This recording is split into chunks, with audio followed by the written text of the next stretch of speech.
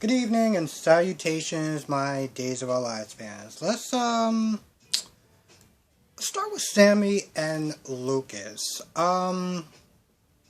Here's the thing about Sammy. I don't really know a lot about her.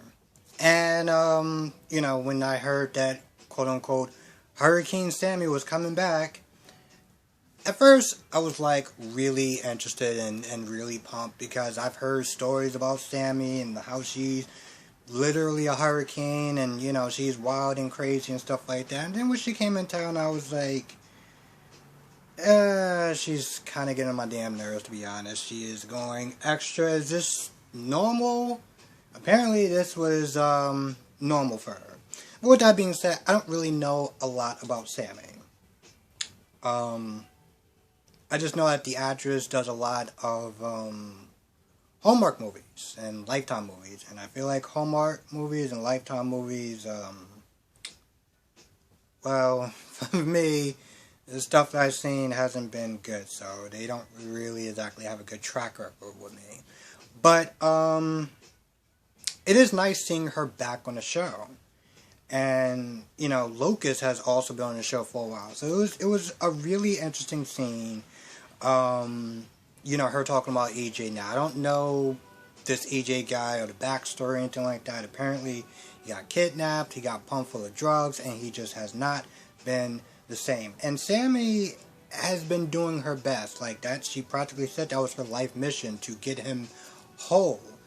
But, Lucas kind of said it best when she realized that, like, she just couldn't do it anymore. And at some point, she has to start living her life.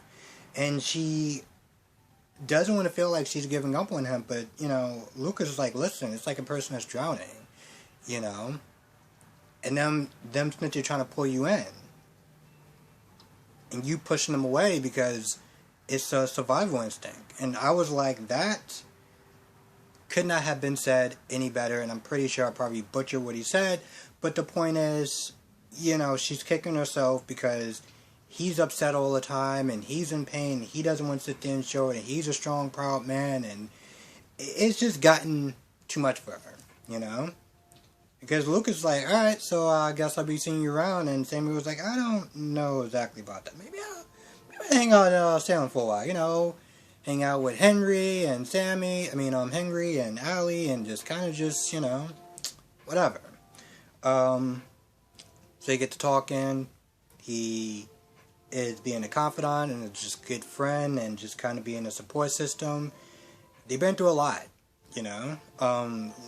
Listen, you share children, it's on a whole different level of connection. But with that being said, one thing leads to another, and then they start making out, and well, why not? Why not? So that's pretty much where it ends off at, and I just hope that with Sammy coming back, or how long she's gonna stay, that they do a really good job with her. They give her something to do. They give her a story, and she's not just there. Listen, I always go back to Greg, the guy who played, I don't even remember his name now. The guy who was Lucky, and then he was Nicole's boyfriend, and I can't remember his name, because that's literally the impact that he had on me.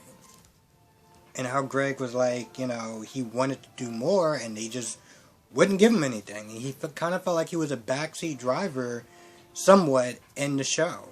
That's not what he said, but he just felt like he wasn't given enough stuff. And if you're going to have somebody like Sammy, who's been on the show, let's put it this way.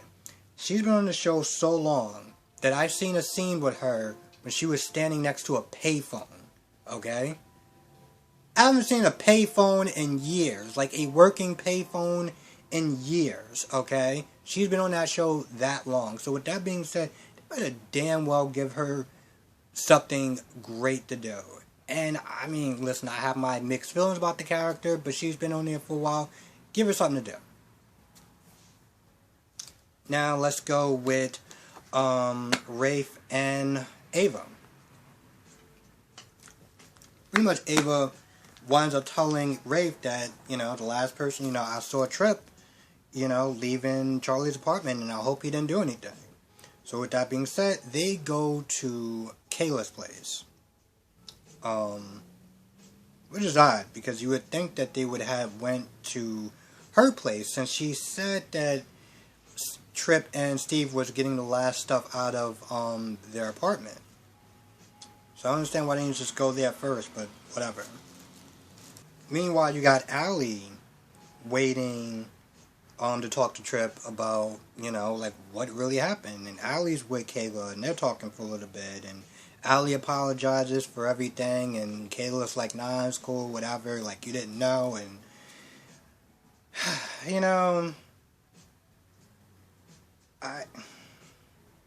part of me is sitting there thinking that, listen, I get it, Allie didn't know. All this happened because of circumstances and DNA evidence. And everything that happened moving forward was just what it was.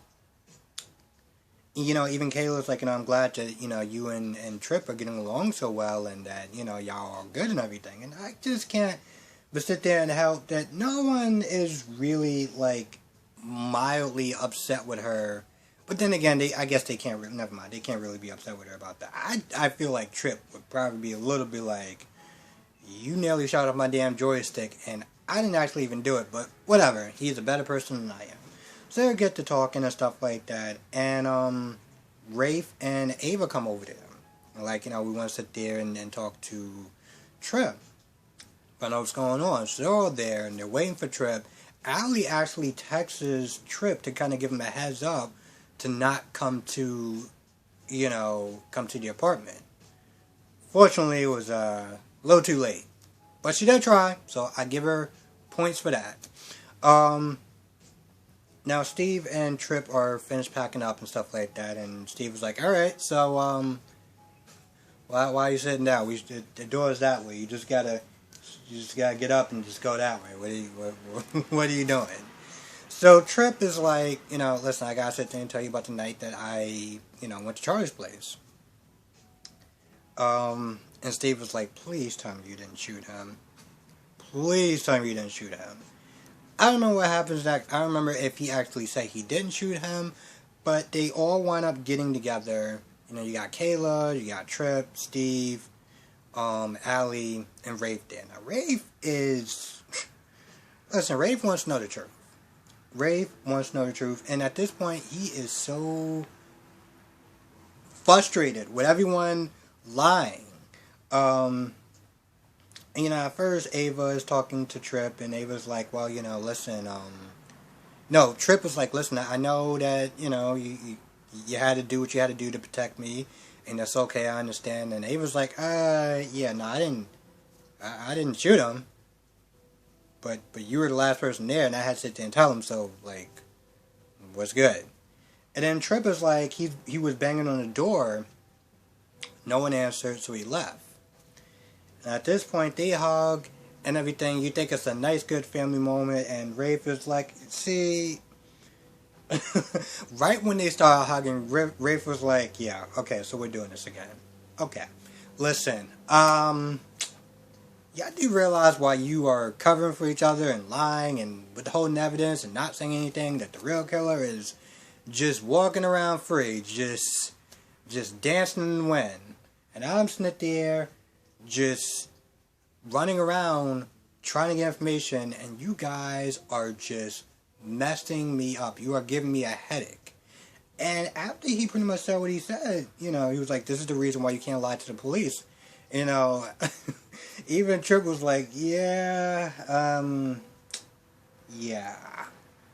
I was like, I can't blame him.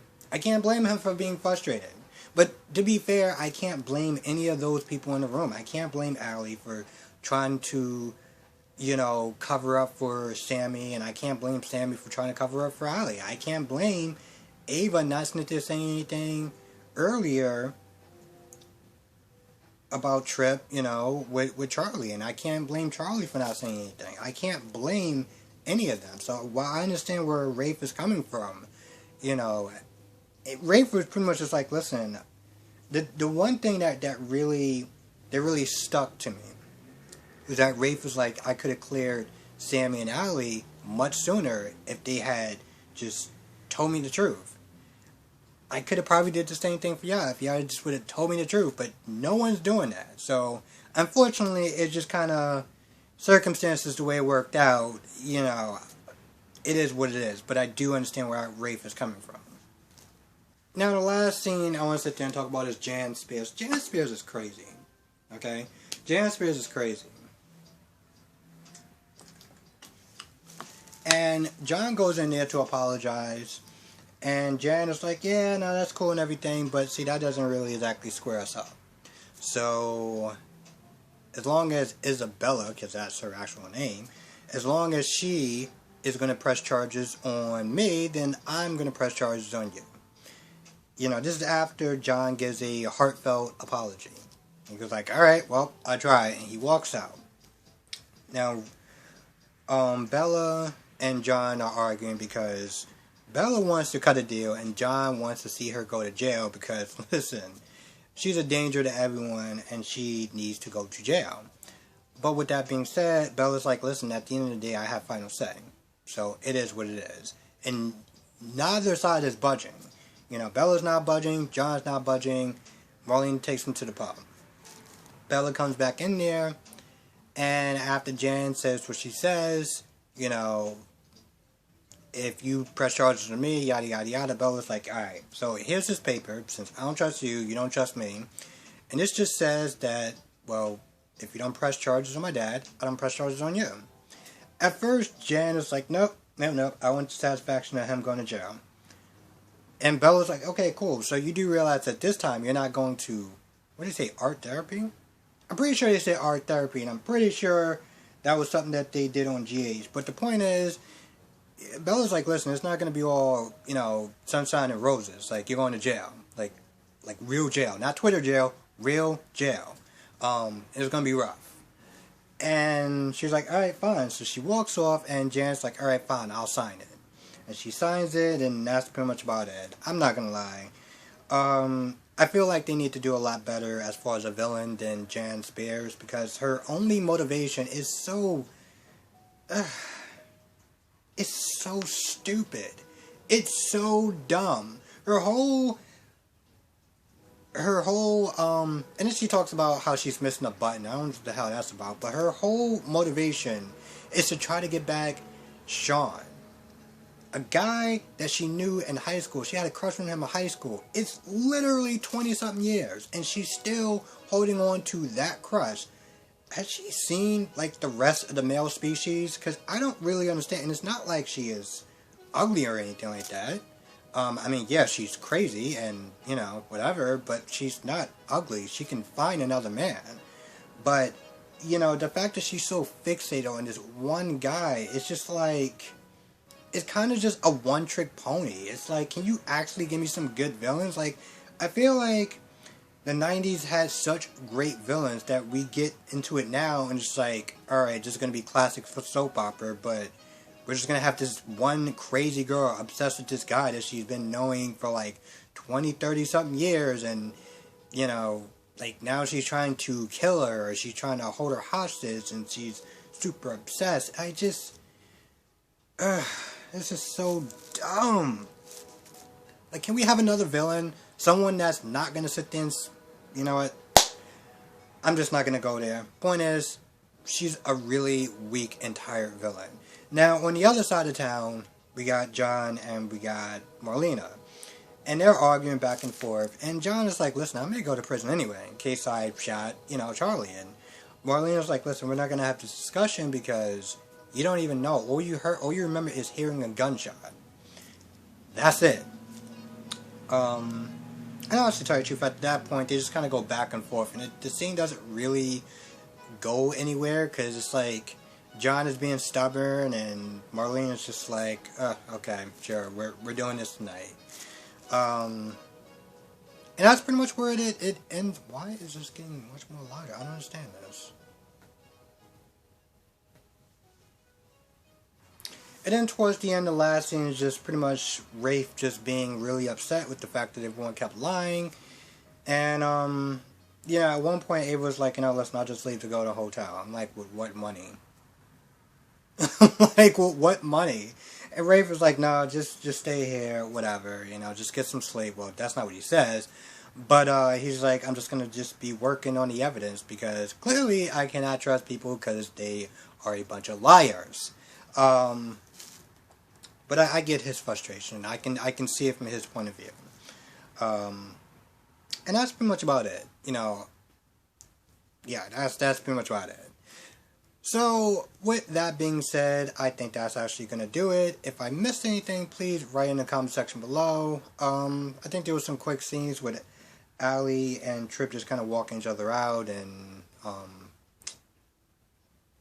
don't really remember exactly what they talked about, because at that point I was kind of just like, I don't remember them talking about anything important or meaningful. I think, honestly, to tell you the truth, besides the whole Rafe, and everything like that with Sammy and Lucas, because, it's saying that she's going to be, it makes it seem like she's going to be staying for a little bit. Who knows how long, but she's going to be staying for a while. Which is good, and I just hope that they give this woman something to do. I cannot stress that enough, especially with people who've been on the show for a while. Like, give them something to do. Make them feel useful. Make them feel like they're actually, woke up at like 4 or 5 in the morning to like do all these scenes and not just be like, alright, I'm gonna be here and I'm gonna be there. Like, don't make anyone feel like Greg. I think that should just be a golden standard or a constant reminder of not doing that to your actors. Because he seemed like he's been on the show for a while.